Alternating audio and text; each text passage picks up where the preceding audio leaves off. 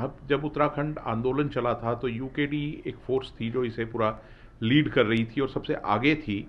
पर जब हम पॉलिटिकल समावेश में आते हैं या उस तरीके से देखते हैं यहाँ की राजनीति में, उत्तराखंड क्रांति दल अपने लिए वो जगह नहीं बना पाया। इसकी क्या वजह है? सबसे बड़ी बात थी कि उत्तराखंड राज्य मांग 1979 में दल की स्थापना की साथ ही एक राजनीतिक मुद्दा लेके उत्तराखंड क्रांति दल सबसे आगे थी। 1994 में जब उत्तराखंड क्रांति दल और हमारे पर्वतीय गांधी जी ने जो आंदोलन शुरू किया था, निर्मणी बडोनी जी ने, वो जन आंदोलन में जब तब्दील हुआ तो 1996 में एक बहुत बड़ा निर्णय हमने जो लिया था, जो गैर राजनीतिक निर्णय लिया, जिसका बहुत बड़ा नुकसान उठाया था हमने। राज्य नहीं तो चुनाव नहीं। जिस चुनाव को हमने लड़ना था उसको हम लड़े नहीं, और जिसको नहीं लड़ना था उसको हम लड़ चुके थे। दूसरी चीज, एक कहीं न कहीं राजनीतिक दूरदर्शिता की कमी और कुछ नेताओं की अपनी महत्वाकांक्षा इस दल के लिए हानिकारक रही है, जो समय समय पर इस दल को तोड़ते गए, नुकसान पहुंचाते गए हैं।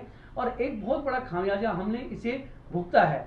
जिस समय जन आंदोलन था, एक बहुत बड़ी भीड़ थी, उस समय उस जन आंदोलन को संगठन के रूप में अगर हमने नहीं लिया तो उसका खामियाजा आज हम भुगत रहे हैं। राज्य बनने के बाद हमें पूर्ण उम्मीद थी कि जनता हमें इस चीज को स्वीकारेगी, लेकिन कहीं न कहीं हमारी जो एक तरह का जो एक राजनीतिक प्रबंधन और चुनाव प्रबंधन होता है, उसमें कहीं न कहीं हमारी कमजोरियां दिखी। और दूसरी सबसे बड़ी कमजोरी हमारी ये थी कि हमारे कुछ लोग ऐसे रहे दल के बीच में जो आज दल छोड़ के बाहर है, उनका नाम सभी जानते हैं। समय समय पर उन्होंने दल को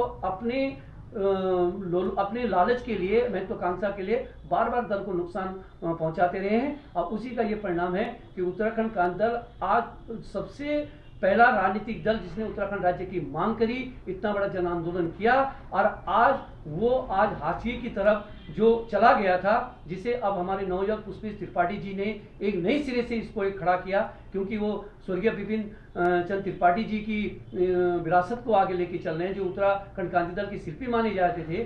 तो वो एक नई शुरुआत जो हुई है, इसमें अब उम्मीद है कि उत्तराखंड क्रांति दल अब नई तरीके से खड़ा होगा।